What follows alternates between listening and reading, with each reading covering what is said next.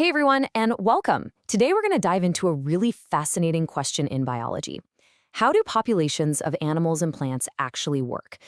How do they grow? Why do they shrink? And how do they stay in balance?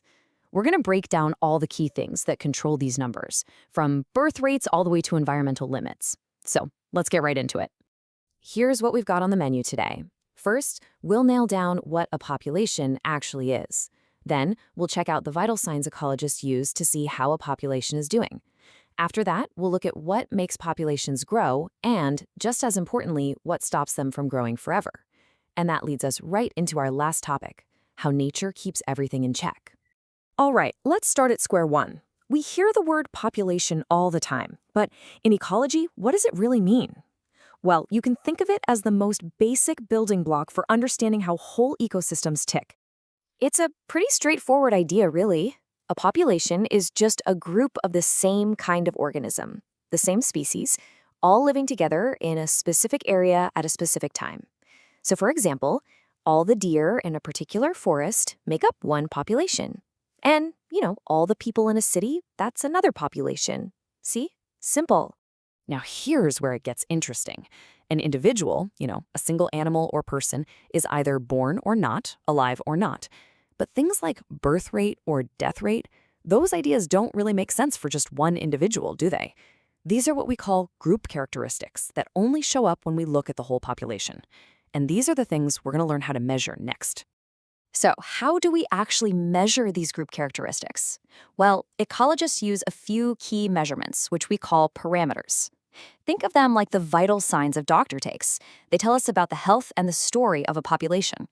First up, we've got density. This is really just about how crowded it is.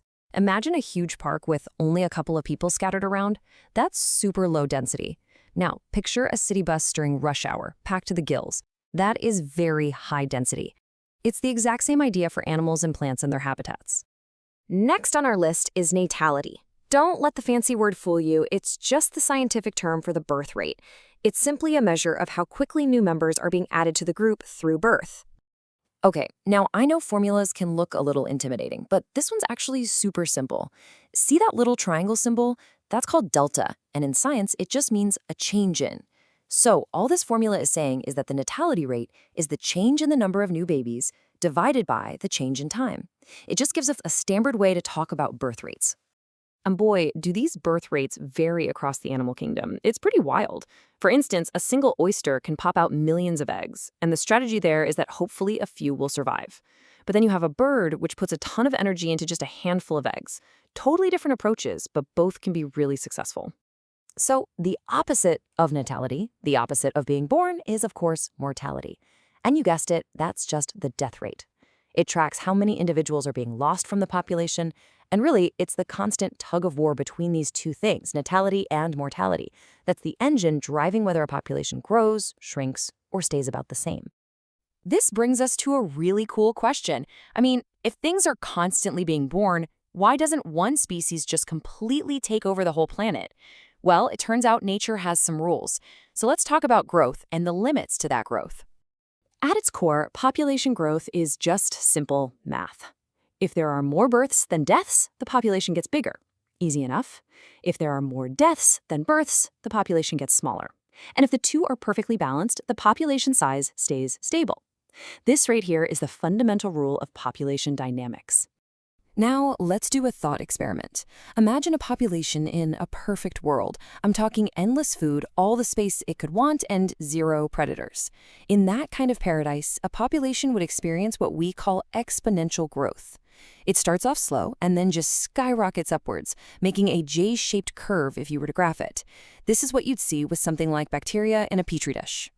So this brings us to two really important opposing ideas. On one side, you've got biotic potential.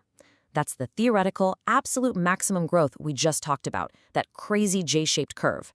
But in the real world, populations run into environmental resistance. And that's all the stuff that pushes back and slows growth down, like not enough food, predators lurking around, and competition for resources. And that environmental resistance creates a sort of ceiling, a limit. We call this limit the carrying capacity, and we often represent it with the letter K. It's basically the maximum number of individuals that a particular environment can realistically support for a long time without everything falling apart. So this carrying capacity totally changes the picture.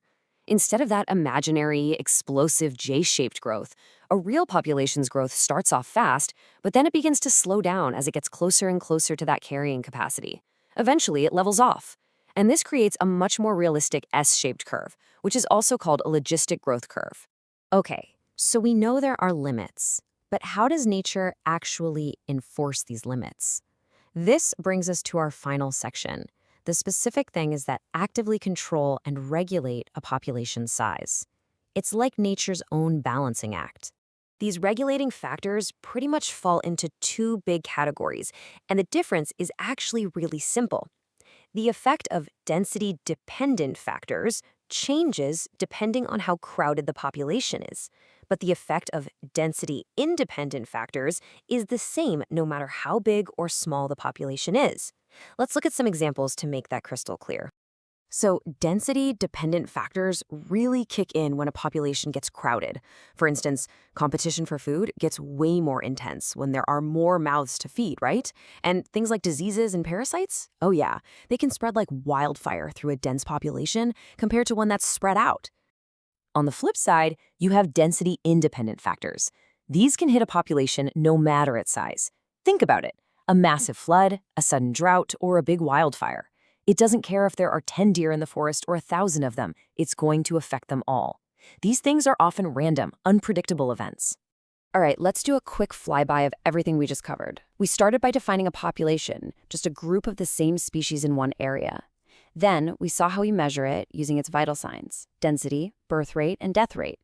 We learned that every population could have this explosive J-shaped growth, but the real world steps in with limits, creating a carrying capacity. And that whole balance is maintained by a mix of factors, some that depend on how crowded it is, like disease, and some that don't, like a natural disaster.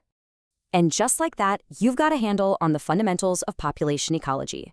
The details can get way more complex, for sure, but these core ideas, births, deaths, limits, and regulation, are the basic rules that govern so much of life on our planet. Understanding these is really the first big step to understanding any ecosystem out there. For more clear explanations and daily IGNOU videos, subscribe to IGNOU Mind Decoded.